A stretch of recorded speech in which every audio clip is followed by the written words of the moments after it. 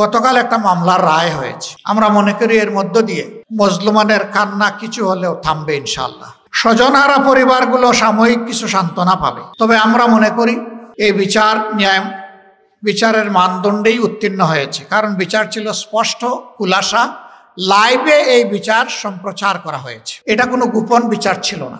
এখন ন্যায় বিচারের দাবি হচ্ছে বিচারের রায় কার্যকর হওয়া। আমরা সরকার এবং বিচার বিভাগের প্রতি আহ্বান জানাবো যে আপনার তার উপযুক্ত পদক্ষেপ গ্রহণ করুন। দেশবাসী আপনাদের সাথে আছে, দেশবাসী আপনাদের সাথে থাকবে। পরিত্যক্ত দলটি গতকাল লকডাউন আহ্বান করেছিল। আপনারা কি সবাই নিজ ঘরে বন্দী হয়ে বসেছিলেন? কেউ এটা মানে নাই। সবাই রাস্তায় যার যার কাজে স্বাভাবিকভাবেই ব্যস্ত ছিলেন। এর দ্বারা প্রমাণ হয়েছে তাদের সাথে জনগণের কোনো সম্পর্ক নেই। হ্যাঁ, তারা যদি তাদের অপরাধ বুঝেন, লজ্জিত হন, তারা যদি ক্ষমাপ্রার্থী হন এবং আইনের কাছে নিজেকে সাপোর্ট করেন, তাহলে আমরা ধরে নেব তারাও দেশটাকে ভালোবাসে। আমাদের বক্তব্য স্পষ্ট, আমরা কারো উপর কোনো অবিচার চাই না। প্রত্যেকটি নাগরিকের অধিকার আছে ন্যায় বিচার পাওয়ার। তাদেরও কারো উপর অবিচার হোক সেটাও আমরা চাই না। যা আমাদের উপর করা হয়েছে ওটাও করা হোক তাও আমরা চাই না। বরঞ্চ ন্যায় বিচার যেন সর্বক্ষেত্রে নিশ্চিত করা হয়। প্রিয় দেশবাসী, গেল তো ওই চ্যাপ্টার, এখন কি হবে? এখন কি ওইগুলা নিয়েই পড়ে থাকবো নাকি সামনে আমাদের আগাতে হবে? আমরা দেশটাকে নিয়ে সামনে আগাতে চাই। এই দেশটাকে নিয়ে সামনে আগানোর জন্য আমাদের কতগুলো মৌলিক জায়গায় অবশ্যই দৃষ্টি দিতে হবে। বাংলাদেশ জামাত ইসলামী কতগুলো মৌলিক জায়গাকে চিহ্নিত করেছে অগ্রাধিকার হিসেবে। প্রথম জায়গাটাই হচ্ছে আমাদের শিক্ষা। একটা ভালো জাতি গড়ে তুলতে হলে ভালো একটা শিক্ষা ব্যবস্থা আমাদের লাগবে। বর্তমান শিক্ষা ব্যবস্থায় আমাদের সন্তানদেরকে তাদের মেধা বিকাশে যথাযথ সহায়তা করা হচ্ছে না, যার কারণে অনেক মেধা ঝরে পড়ছে, আবার অনেক মেধা আংশিক বিকশিত হচ্ছে। আমরা চাই মেধার পূর্ণ বিকাশ। এই জন্য শিক্ষাকে আমরা নৈতিকতার উপর ভিত্তি করে সম্পূর্ণ আধুনিকায়ন করতে চাই। শিক্ষাকে যদি মডার্ন যুগের সাথে না মিলানো যায়, সকল টেকনোলজির দিক থেকে আমরা শুধু পিছনেই পড়ে থাকবো, আমরা সামনে আগাতে পারবো না। আমাদের স্বপ্ন, আমাদের সন্তানেরা জন্ম নেওয়ার পরে তারা তাদের পর্যাপ্ত চিকিৎসা পাবে এবং একটু বড় হইলেই তারা সঠিক শিক্ষাটা পাবে। শিক্ষার পাড় চুকিয়ে যেদিন তারা বের হবে, সাত হাতে তারা একটা কাজ নিয়ে বের হবে, বেকার হয়ে বের হবে না। এবং এক টুকরা কাগজ নিয়ে অথবা কয়েক টুকরা কাগজ নিয়ে এই দপ্তর ওই দপ্তরে ঘোরাঘুরি করে নিজের সময় নষ্ট করবে না। কাজ তার হাতে চলে আসবে তার যোগ্যতা অনুযায়ী। যার যেমন যোগ্যতা সেই যোগ্যতার কাজ তার হাতে চলে আসবে, অফার চলে আসবে। অফার হয়তো অনেকগুলো আসবে, এর মধ্যে থেকে যেটা উত্তম সেটাই সে চয়েস করে। এই জায়গায় আমরা দায়িত্ব নিয়ে বলতে চাই, শহর এবং গ্রামের গরিব সম্প্রদায়ের যারা আছেন তাদের সন্তানেরা অনেক সময় শিক্ষার আলো থেকে বঞ্চিত থাকে। অনাদরে অবহেলায় এই মেধাগুলা শেষ হয়ে যায়। এক পর্যায়ে হতাশা দেখা দেয়, হতাশা থেকে ক্ষোভ জন্ম নেয়, ক্ষোভ থেকে অনেকে সন্ত্রাসের দিকে চলে যায়। এর জন্য ওরা দায়ী নয়, দায়ী এই সমাজ। যেই সমাজ তাদের অধিকার প্রতিষ্ঠিত করে নাই, এই সমাজকে এই দায়ভার গ্রহণ করতে হবে। যার কারণে অনেক সময় সমাজ অস্থির হয়ে যায়। আমরা চাই না আমাদের একটা সন্তানও বিপদগামী হোক। আমরা চাই আমাদের প্রত্যেকটা সন্তান সুনাগরিক হিসাবে গড়ে উঠুক। উন্নত বিশ্বেও আছে, সবার জন্যে সরকার শিক্ষার ব্যয়ভার বহন করে না, কিন্তু যারা স্বল্প আয়ের মানুষ তাদের পুরো ব্যয়ভার সরকার গ্রহণ করে। যাদের অভিভাবকের আর্থিক সঙ্গতি আছে তারা উন্নত শিক্ষার জন্য যে কোনো এভিনিউতে যেতে পারে, কিন্তু বেসিক শিক্ষাটা যাতে সবাই পায় সেটা নিশ্চিত করতে হবে। একটা মানুষও যাতে শিক্ষার আলো থেকে বঞ্চিত না থাকে, এই ব্যবস্থা অবশ্যই নিশ্চিত করতে হবে।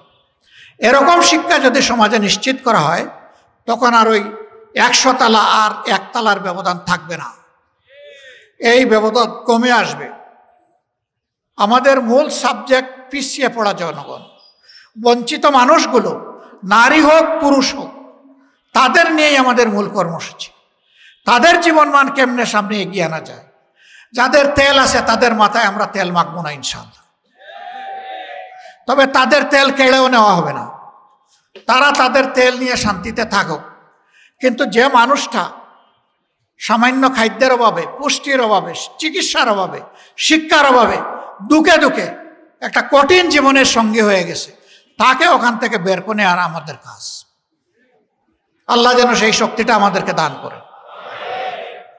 সম্মানিত ভাই ও বোনেরা, আল্লাহ যাদেরকে সম্পদশালী করেছেন তারা ভাগ্যবান।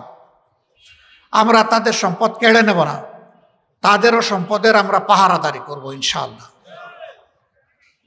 কোনো চাঁদাবাজ একজন শিল্পপতির কাছে, একজন ব্যবসায়ীর কাছে গিয়ে এটা বলার সাহস পাবে না যে হ্যাঁ, এই এলাকায় ব্যবসা করতে হলে আমাদের দিকে চাইতে হবে, আমাদেরকে দেখতে হবে, আমাদের কথা শুনতে হবে, আমাদের চাহিদা পূরণ করতে হবে, মাসে সাপ্তাহিক পরিমাণ আমাদেরকে দিতে হবে।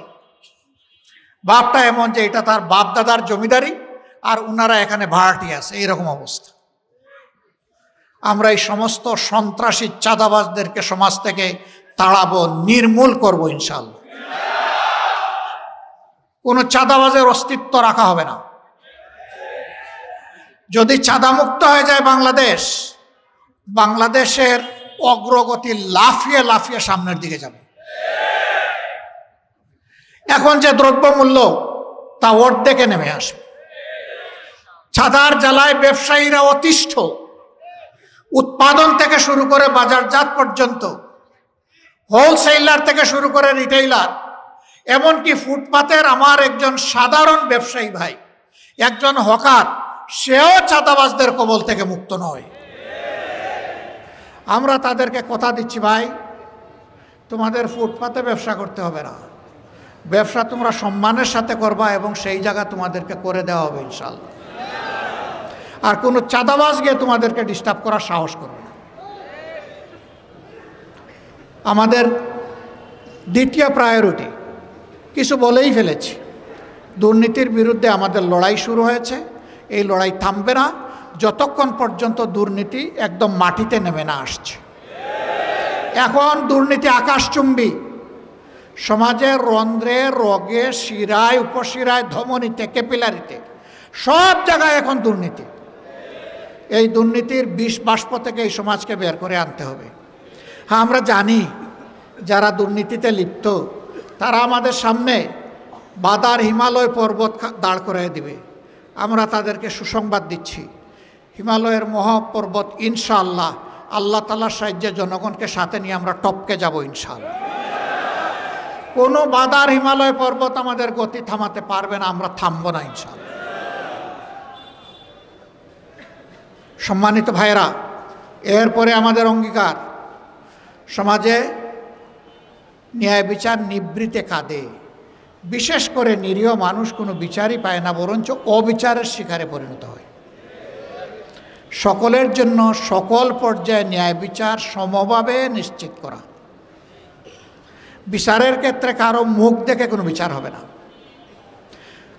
আমি কথা বলছি, আমিও যদি রাষ্ট্রীয় দায়িত্বে কোনো দিন আল্লাহর ইচ্ছায় থাকি আর এরকম কোনো অপরাধের সাথে আমি জড়িয়ে যাই, এ বিচার ব্যবস্থা আমাকেও ক্ষমা করবে না, আমাকেও ছাড় দেবে না। দেশের প্রধানমন্ত্রী, প্রেসিডেন্টের জন্য একটা আর অন্যদের জন্য আরেকটা, এটা হবে না। বিচার সকলের জন্য সমান হবে ইনশাআল্লাহ। সেই ন্যায় বিচার নিশ্চিত করলে সমাজ থেকে বহু ধরনের বৈষম্য অটোমেটিক্যালি দূর হয়ে যাবে এবং বিচারকেরা সম্মানের আসনে থাকবেন। একসময় তাদের ভীষণ সম্মান ছিল।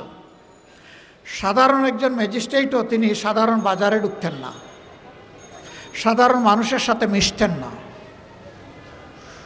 কেউ কোনোভাবে তাদের কাছ থেকে কোনো আনডিউ প্রিভিলেজ, অবৈধ কোনো সুযোগ নিয়ে নিতে পারে, এই জন্য তারা বাজার টাজার করতেন না। এখন সেই ডিগনিটিটা নেই। এখন অনেকের অবস্থা খুবই কাহিল। আর বিচার করতে করতে শেষ পর্যন্ত পালাতে গিয়ে অনেকে কলা পাতায় ঘুমায়।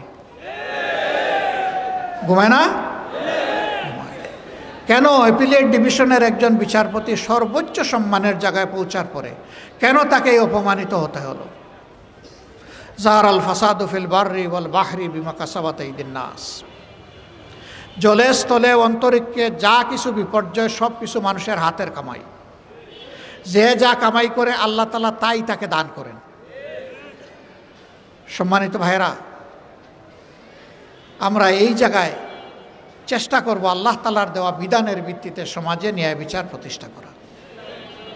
এ বিচার ধর্ম বর্ণ নির্বিশেষে সকলের জন্য সমান হবে। কারো ধর্ম দেখে বিচার প্রভাবিত হবে না।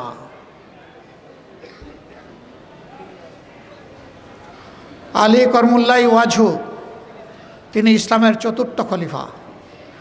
যে কোনোভাবেই হোক তার তলোয়ারটি খোয়া গেল, সন্ধান পাওয়া গেল কোনো একজন বেদুইনের দখলে এই তলোয়ার আছে যিনি মুসলমান নন। খলিফা প্রধান বিচারপতির দফতরে মামলা দায়ের করলেন ওই লোকটার বিরুদ্ধে। মামলার তারিখ পড়ল, বাদীকে বলা হলো উপযুক্ত সাক্ষী নিয়ে যথাসময়ে আপনি হাজির থাকবেন। তিনি তার দুই সন্তানকে সাথে নিয়ে হাজির হলেন, হজরতে হাসান রাদিয়াল্লাহু তাআলা আনহু এবং হজরতে হুসাইন রাদিয়াল্লাহু তাআলা। যখন বিচার শুরু হয়েছে, প্রধান বিচারপতি বললেন যে আপনি সাক্ষী উপস্থাপন করুন আপনার অভিযোগের সপক্ষে। তিনি তার বড় ছেলের হাত ধরে বললেন, বাবা তুমি উঠো, সাক্ষী দাও। তিনি বললেন, হ্যাঁ এটা আমার বাবার তলোয়ার। না, আপনার অভিযোগ খারিজ করা হলো। এই বিচারে সন্তুষ্ট হয়ে উভয়ে চলে যাচ্ছেন। একজন চলে যাচ্ছেন, বাপ আমি বেঁচে গেলাম। আরেকজন চলে যাচ্ছেন যে ন্যায় বিচার প্রতিষ্ঠিত হলো। প্রধান বিচারপতি আমার মুখ দেখে বিচার করে নাই। তিনি নিশ্চিত হলেন যে এই রাজ্যে অবিচার হবে না, এই জন্যে তিনি সন্তুষ্ট। ওই বেদুনের মনে হঠাৎ করে ঢেউ জাগলো।